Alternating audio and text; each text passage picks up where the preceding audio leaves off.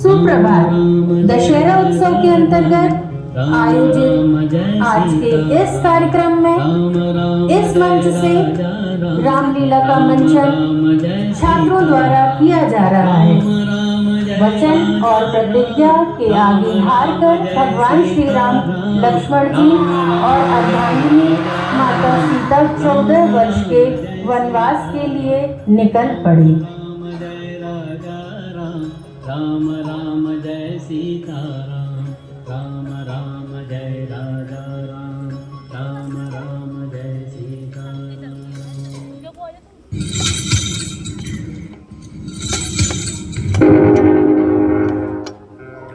इस निर्जन वन में इतना सुंदर मानव।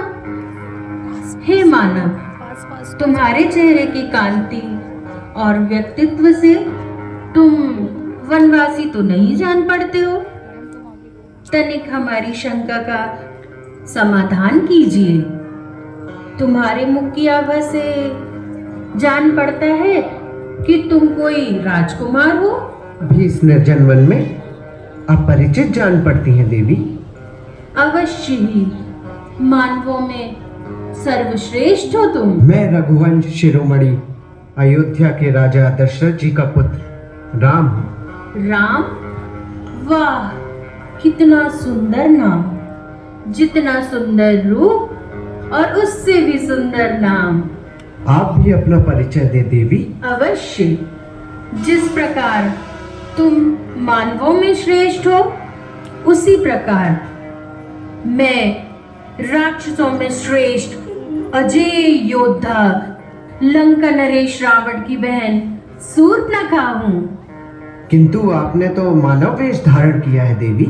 तुम्हारे लिए जिस क्षण मैंने तुम्हें देखा, उसी क्षण मैं तुम पर मोहित हो गई।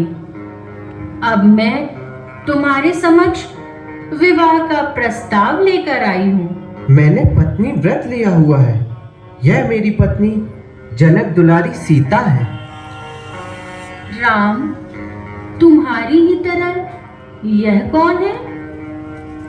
यह मेरा अनुज लक्ष्मण है।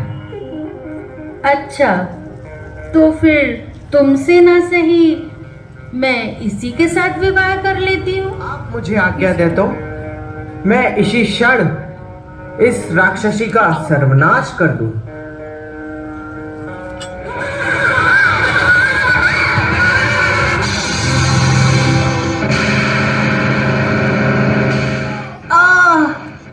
ये तूने क्या किया धूर्त? तूने राक्षसों के क्रोध को निमंत्रण दिया। मैं अपने भाई को लेकर आऊंगी। तुझे मेरा होना ही होगा और मैं इसका बदला अवश्य लूंगी। राम,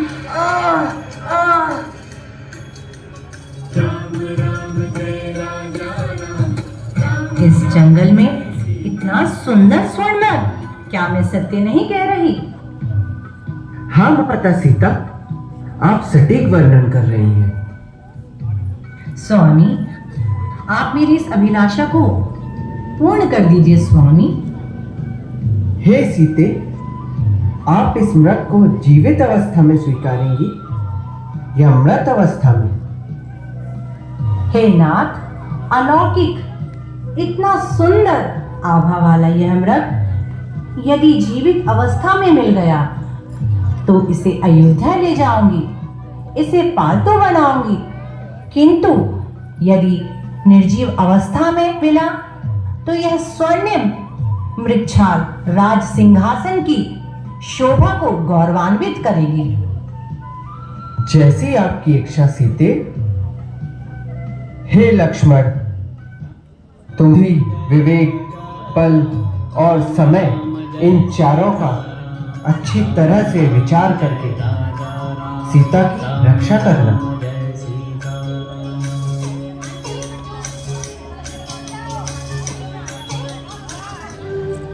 भ्राता लक्ष्मण, लक्ष्मण भैया, शीघ्र जाओ।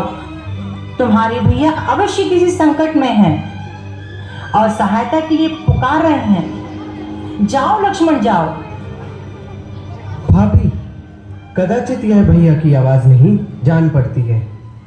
अवश्य यह कोई धोखा है। आप धीरज रखिए, भैया किसी संकट में नहीं फंस सकते। क्या कह रहे हो भैया? जिसका पति संकट में हो उसे तुम धैर्य से बंधा रहे हो? यही तुम्हारी वीरता है? क्या यही तुम्हारा कर्तव्य है? मेरा एक ही कर्तव्य है माता, अपने भाई श्री राम की आज्ञा का पालन करना, और वह है कि आपकी सुरक्षा। नहीं नहीं लक्ष्मण भैया, यह समय मेरी चिंता का नहीं। शीघ्र जाओ और अपने भैया की सहायता करो। यह मेरा आदेश है।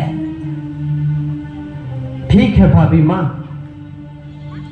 मैं जा रहा हूं, किंतु आपकी सुरक्षा के लिए मैं यह लक्ष्मण रेखा खींच के जा रहा हूं। जो भी इसे लांघने का प्रयत्न करेगा वह उसी क्षण भस्म हो जाएगा।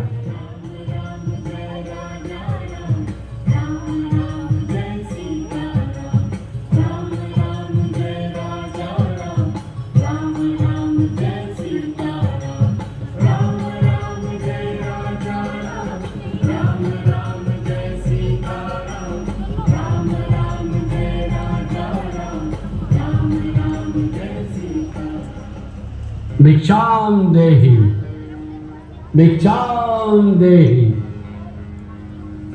अभी लाइन महाराज, जरा प्रतीक्षा कीजिए।